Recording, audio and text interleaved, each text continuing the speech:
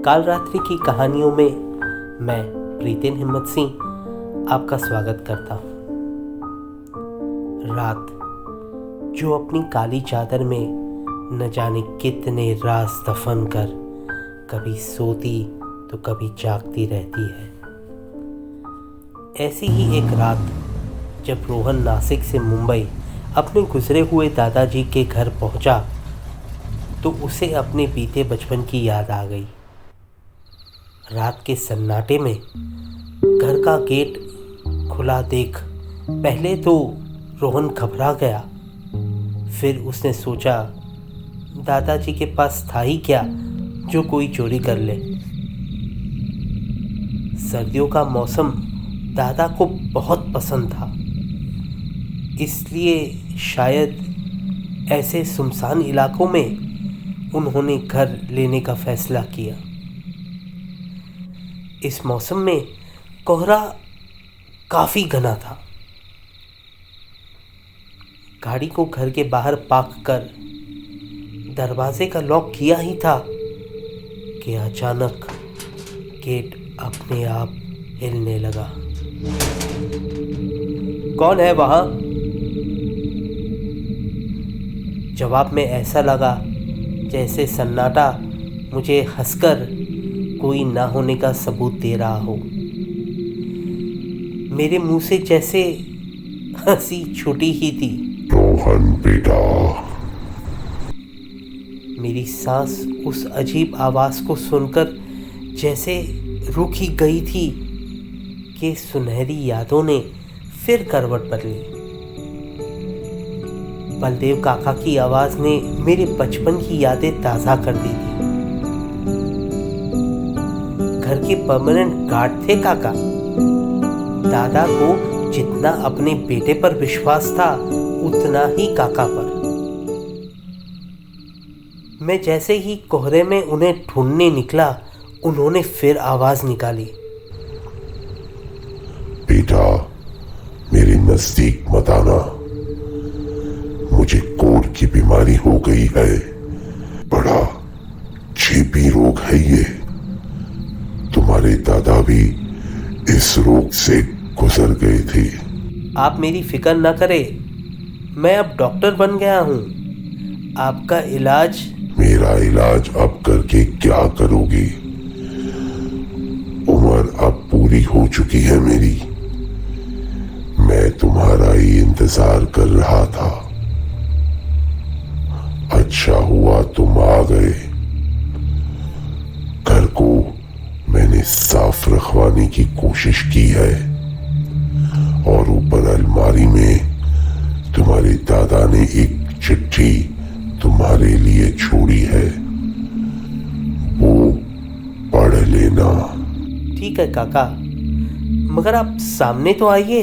अभी नहीं आ सकता बेटा, अब मुझे सोना है और दर्द झेला नहीं जाता।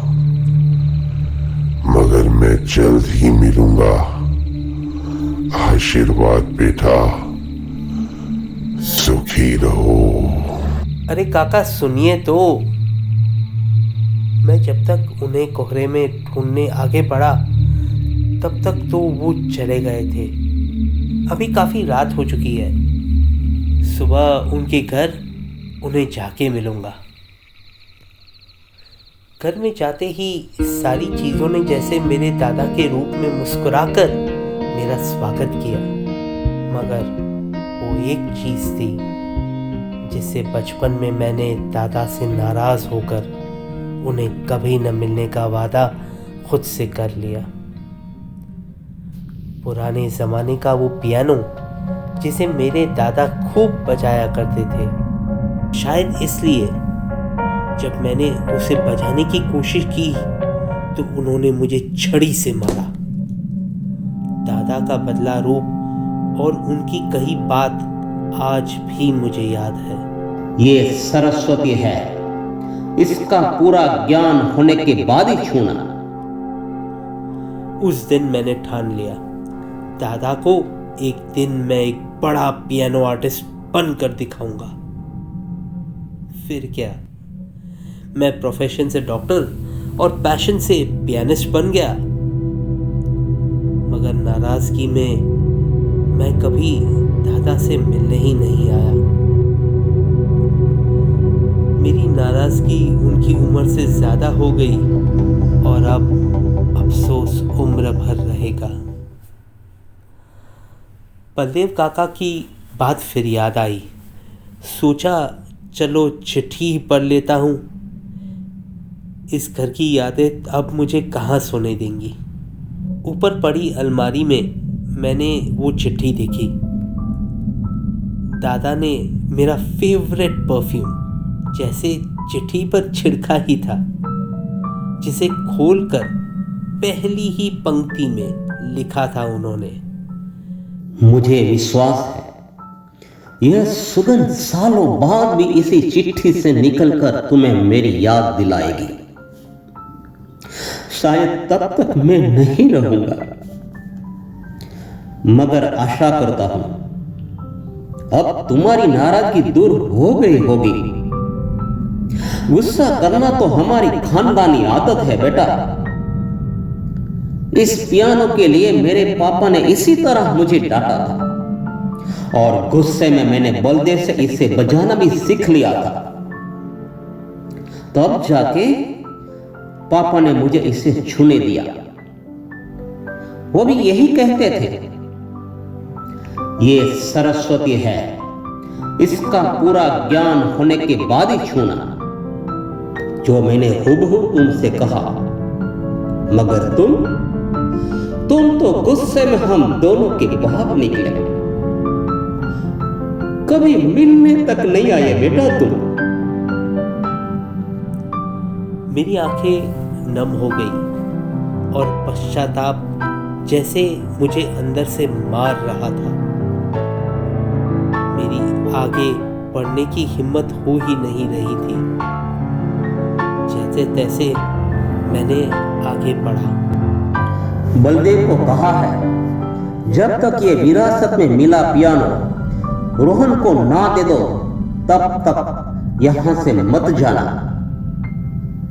उम्मीद है आज तुम्हें ठीक ठाक हालत में ये मिल गया होगा। मेरा आशीर्वाद है, इस पियानो से तुम पूरी दुनिया में बहुत नाम कमाओगे। तुम्हारा दादा। चिट्ठी मैंने अलमारी में रखी ही थी कि अचानक पियानो के बजने की आवाज आई। मैं जैसे खपखपा गया। इसे इस समय कौन बजा रहा है? दौड़ते दौड़ते सीढ़ियां उतरने के बीच में ही मुझे कोहरे में कोई पियानो पर बैठा दिखा। सुबह की हल्की किरणें पास की खिड़की से धीरे धीरे पियानो के सीट पर बैठी उस छवि को धुंधला कर रही थी। मगर उसके गायब होने से पहले मैंने उसे मेरी तरफ हाथ उठाते हुए देखा, मानो जैसे कोई मुझे आशीर्वाद दे रहा हो।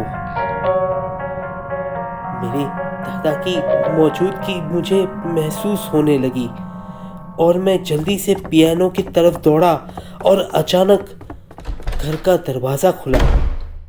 अरे रोहन साहब, आप कब आए? तुम कौन? अपनी नम आंखों से मैंने पूछा। अरे हमको नहीं पहचाने? हम बलदेव के बेटे राजेश। तुमने मुझे कैसे पहचाना? साहब जी, आपके दादाजी हर साल आपके पिताजी से आपकी फोटोज मंगाते थे और दिन भर आप ही की बात किया करते थे। आंसू जैसे मेरी आंखों में अब समा ही नहीं रहे थे और उन्हें झलकता देख राजेश बोल पड़ा। साहब बहुत बहुत प्यार करते थे आपसे।